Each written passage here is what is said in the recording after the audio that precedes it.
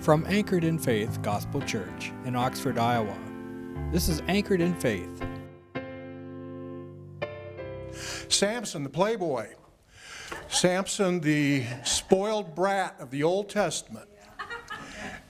Once you get into, if you read through the book of Judges about Samson, he is a spoiled brat, a playboy, and he just,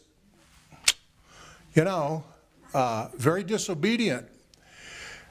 And so that's not to excuse anybody. That doesn't mean we can do what we want, but Samson's pretty messed up. I think he's more messed up than Gideon was. And the reason we look at these people is in the New Testament, they're all in the book of Hebrews. They're all considered heroes of faith because of their faith. And so that's why we look at these people. But Samson, of course, we talked about the last time about his mother being barren, praying for a child.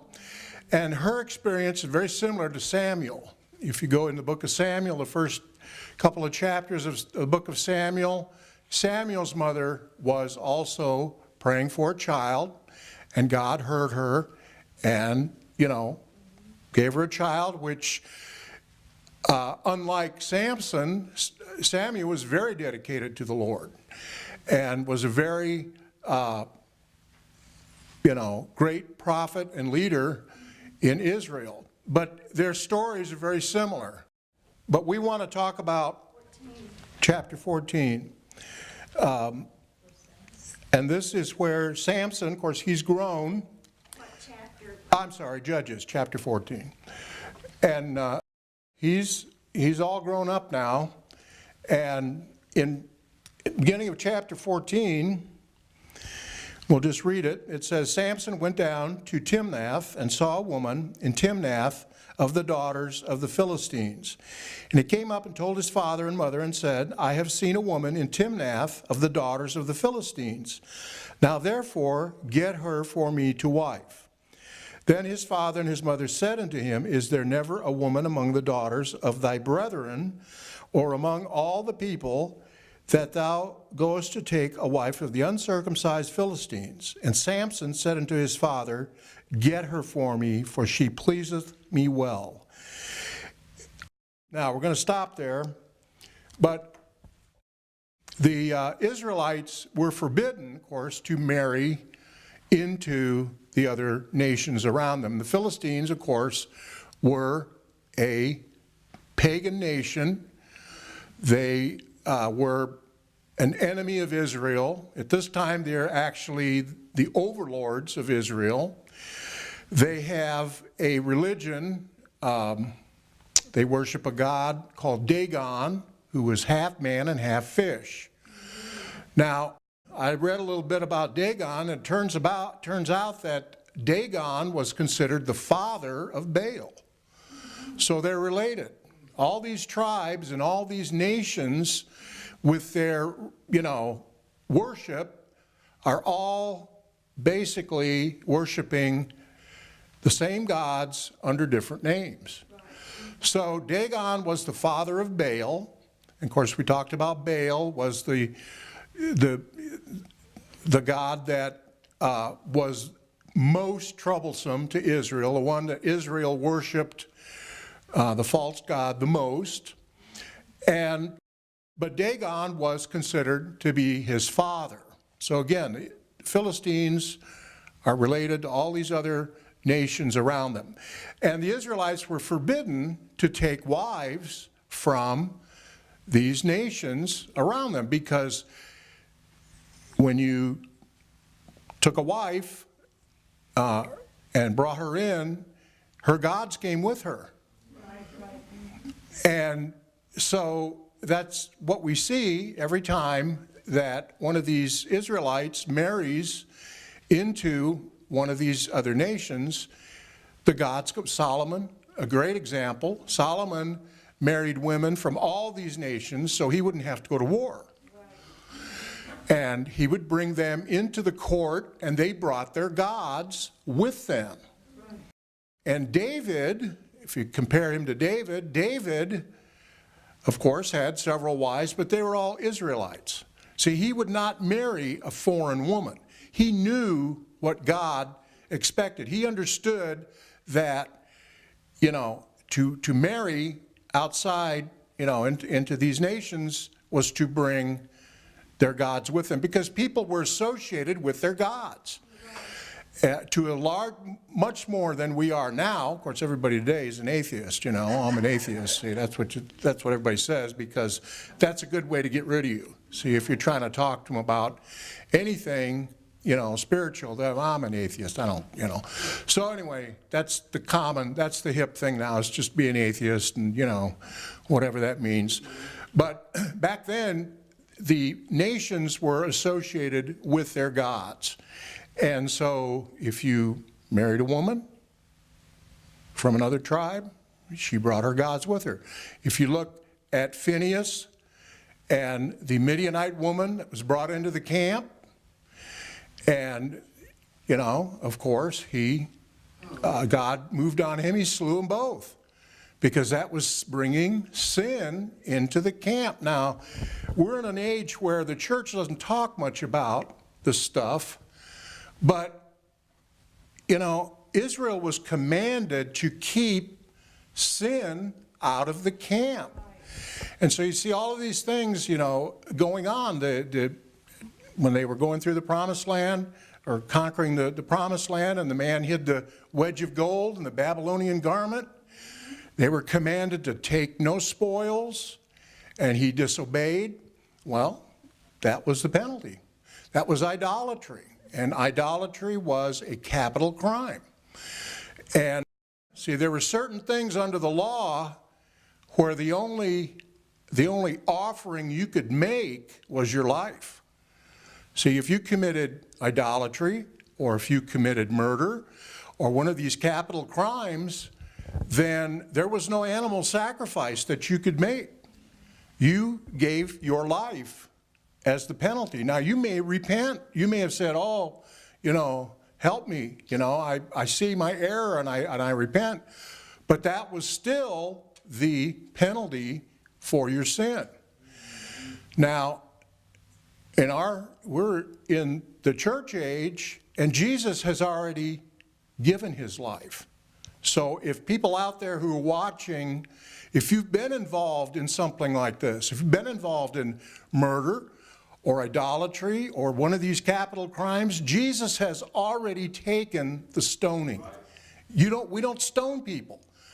I know what they do in Muslim countries. They're trying to mirror what they saw in the Old Testament to punish, supposedly wrongdoers. And that's because, and I'm not too far off my track here, but Islam accepts the Old Testament. We have to always remember that when we're thinking about all this terrorism and all this Muslim activity and all this Sharia law and all of this stuff that you hear about on the news and wherever. Islam accepts the Old Testament as part of God's revelation. So they accept all the prophets, Moses, the law, the penalties, the sacrifices. All of that is considered part of God's revelation, part of Allah's revelation, and they accept that. So they're trying to mirror what they see in the Old Testament when they stone people or whatever they do to punish the various, things that they consider sin. So, but with Jesus, he's taken the punishment. We don't stone people. The punishment has been made. The animal sacrifices are all been rolled up into one, once for all. So when we go to Jesus, he's already paid. That's what we mean. We say he's paid the penalty. So whatever you've been involved in, the penalty's been paid. And that's the good news. That's the gospel. So, but to get back to Samson, he's being disobedient. Now, I remember what Samson was. He was supposed to be a Nazirite. A Nazirite, under the law, was a person who set themselves apart, either for life or for a certain period. They would take a vow, and they would do agree to do and not do certain things. They wouldn't drink wine or strong drink. They wouldn't eat any fruit of the vine, which is grapes or raisins or anything from the vine. No unclean food, which means anything that was forbidden under the law. And they left their hair unshaven. Now, they would trim, but see, the pagan priests would shave their heads in certain ways to reflect their gods. They would tattoo themselves, mark their bodies to show that they were associated with a certain God. And so Israel, the priesthood was very, very strongly was told, you don't mark your body, you don't cut yourself, you don't shave your head, you don't shave, your beards, and all of this, and this was part of the Nazirite vow. So he was supposed to be doing this all his life. From his mother's womb, he was supposed to be a Nazirite. Well, that included, of course, now they could marry, but again, they couldn't marry outside of Israel. What does he do? He runs off, takes a Philistine wife. Well, that's number one, vow broken. And he knows all this. He's been told by his parents that he's a special child. The Spirit's moving on him. It says that the Spirit, in chapter 13, the Spirit had started to move on him as a young person. And he was doing things by the Spirit. Now, when the Spirit wasn't on him, he was running around and he's doing whatever he wants to do. So he tells his parents, I want this woman. Well, of course, she's a Philistine, and they're upset about it. You don't bring Philistine to mom's house and say, hey, I want you to meet my parents, because that was forbidden. Okay, so they're upset about it, but he says, get her for me, for she pleaseth me well. But his father and mother knew not that it was of the Lord that he sought an occasion against the Philistines, for at that time the Philistines had dominion over Israel. Now what this means is that God is going to use this as a way to disrupt the Philistines in their rule over Israel. Now, see, Samson was the tribe of Dan. That was his tribe. And they were right on the border with the Philistines. So there's a lot of communication back and forth. And see, of course, the Philistines are ruling over them. They're trying to please their rulers. This whole spiritual condition of Israel is just like Gideon. There's nothing going on. Where are the priests? Where are the Levites? Where's the teaching? Where's the sacrifices? All this stuff that's supposed to be going on isn't going on. So there's this vacuum, spiritual vacuum, just like in Gideon's day. I mean, here's Gideon's father with a Baal statue in his yard, supposed to be an Israelite serving God. And so there's this vacuum, and God is not forced, but he does it this way, and he has to directly communicate with people instead of going through the Levites and the prophets and whatever, his intention, that was his intention. He has to deal directly with these people. He has to appear to them as the angel of the Lord. He has to appear to them in a revelation, a manifestation, directly. And so that's because the priesthood and the leadership is not functioning. Now, the same is true in the church. The leadership's supposed to be teaching the people the word, equipping them so they can go out and be the church. That's the way it's supposed to work. And that, well, you don't see much of that. It's mostly be good, do good, and pass the plate. That's what you see. And so there's this vacuum again. And so again, God can move any way he wants, but his primary way is right here. We have 66 books. That should be our guide. If you want to know what God wants you to do, you go to the Word first. And you find it, and God will show you. Now, there's times when God, will deal directly with somebody. He can talk. If he wants to use an audible voice or a vision, that's fine. But your main way of finding God's will is through the Word. Now, there's a lot of people in the church who evidently haven't heard that because, and you've met them, they're getting revelation every day. God's telling them, go here and then go there, and, they're just like yo-yos. And you've met them. I've met them. And they're not using the Word, what's already here, to find out what God's will is. Yes. Now, there's a place for, a person to say, I have a word for you, or God showed me that. That's fine. But, some of these people, they don't even read, I don't even think they read the Bible. They're just listening for, some voice. And I'll tell you what, you'll get a voice. You want a voice, you'll get a voice. You want a manifestation, you'll get one. When that Mormon bishop puts his hand on you and says you're going to have a burning in the breast, that's what you get. Because that is their sign that you're converted. You'll receive a burning in the breast. That's what that's the Mormon sign that you've been converted. And when that happens, you know what happens? You get a blood transfusion. You become a Jew. Because all Mormons are Jews, according to their teaching. So, I'm just saying, if you want revelation, you'll get it. You just better make sure where your plug is plugged in. Because you get plugged into the wrong circuit, and you'll get just what you want. The devil will give you what you want and make you think that it's from God. So, you can take that.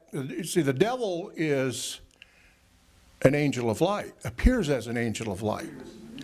You can take that horns and pitchfork stuff and throw it away, because that ain't the devil. That's Hollywood or whatever. The devil is very, very deceptive, of course, and he appears as a good guy. Not a bad guy. That's Hollywood, And so if you want manifestations, you'll get them. God, that's just, kind of a word of warning. But there are times when God does deal directly. In the Old Testament especially, the word was not complete. He dealt with people directly. He spoke to Abraham. There was no Bible. He put Moses by the burning bush. There was no Bible to get their attention and to draw them to him. But once you have revelation, then you go to that first. This is the revelation first. Okay, so Samson is, and that's kind of off the subject, but I felt that I had to say that because there's just so much of this in the churches. People are just bouncing off the wall. Some of these people are just spinning, And so just beware, of that. But here's Samson, and he's going to take this woman as his wife, and God's going to use it, we'll see, to, again, disrupt the Philistines. So what happens? Before that happens, before he takes this woman, in verse 5 it says, Then went Samson down, and his father and his mother, to Timnath, and came to the vineyards of Timnath, and behold, a young lion roared against him. And the Spirit of the Lord came mightily upon him, and he rent him as he would have rent a kid. And he had nothing in his hand, but he told not his father or his mother what he had done. And he went down and talked with the woman, and she pleased Samson well.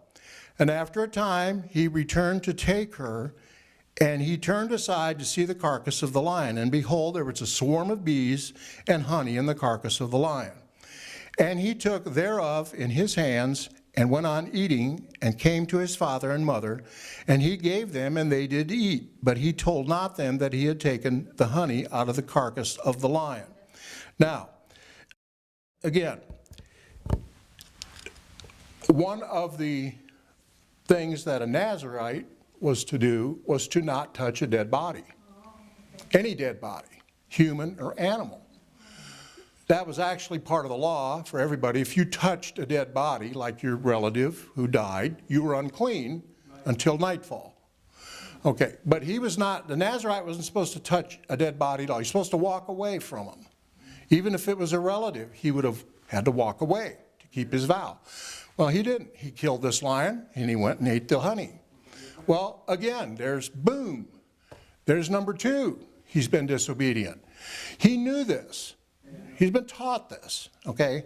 So, you say, well, this isn't a big thing. Well, it shows that, he's on the slippery slope. He's sliding. He wants this girl, and he's just going to just do whatever to get this girl.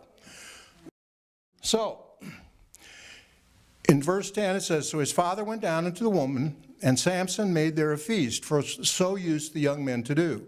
And it came to pass, when they saw him, that they brought 30 companions to be with him. And Samson said unto them, I will now put forth a riddle to you, if you can certainly declare it me within the 7 days of the feast, and find it out, then I will give you 30 sheets and 30 change of garments. But if you cannot declare it to me, then shall you give me 30 sheets and 30 change of garments. And they said to him, put forth the riddle that we may hear it. And he said, verse 14, he said unto them, out of the eater came forth meat, and out of the strong came forth sweetness. And they could not in 3 days expound the riddle. So, he's going to this wedding feast, which is a Philistine tradition. They're going to feast for 7 days. He's going to be with these Philistine men who are they're going to party for 7 days before the wedding, is what they're going to do. And so he tells them, he says, I have this riddle, and if you can solve it, I'll give you, change of garments and raiment as a present. Well, of course, 3 days go by, they can't figure it out. So what happens now? They go to the girl. Verse 15, and it came to pass on the 7th day that they said unto Samson's wife, entice thy husband, that we may declare unto us the riddle, that lest we burn thee and thy father's house with fire, have ye called us to take that we have not? Is it not so? And Samson's wife wept before him. Oh, please. Oh, sounds like Delilah later on. Oh, please tell me your secret. Well, that's what she did, and it worked. Here she is. She wept before him and said, thou dost hate me. Oh, you hate me. Oh, man. You don't love me, and lovest me not. Thou hast put forth a riddle unto the children of my people, and hast not told it me. But he said unto her, behold, I have not told it my father or mother, and shall I tell it to thee? So he hasn't solved the riddle for his parents. Why should I tell you? Well, she's crying, and she's putting on the pressure. And anyway, that's if you're married, you know how this goes. But anyway, if you've been in a relationship, you know how this goes. So that's what's happening. She's wants him to tell her the secret, him to tell her the secret. And he says, and she wept before him the 7 days while their feast lasted. And it came to pass on the 7th day that he told her, because she lay sore upon him, and he told the riddle to the children of his people. Now, she cried for 7 days. That's what it says. She cried for 7 days. Now, Samson's pretty strong. If he can go 7 days with a crying woman, he's pretty tough. I'm telling you, he's a good man. Anyway, but that's what she did. She cried. She said, please, please, you're making me look bad in front of my family and all of this stuff, And so Samson finally, he tells her the answer to the riddle. And in verse 18, he says, the men of the city said unto him on the 7th day before the sun went down, what is sweeter than honey, and what is stronger than a lion? And he said unto them, if ye had not plowed with my heifer, ye had not found my riddle. Okay, so he says, what's sweeter than honey, and what is stronger than a lion? And the Spirit of the Lord came upon him, and he went down to Ashkelon, and slew 30 men of them, and took their spoil, and gave change of garments unto them which expounded the riddle. And his anger was kindled, and he went up to his father's house. But Samson's wife was given to his companion, whom he had used as his friend. So, the daddy gives the girl to somebody else. So, he goes through all of this. He kills the 30 guys. And again, this is the beginning of him disrupting the Philistines. But this girl, he doesn't get the girl. The father gives her to some other man.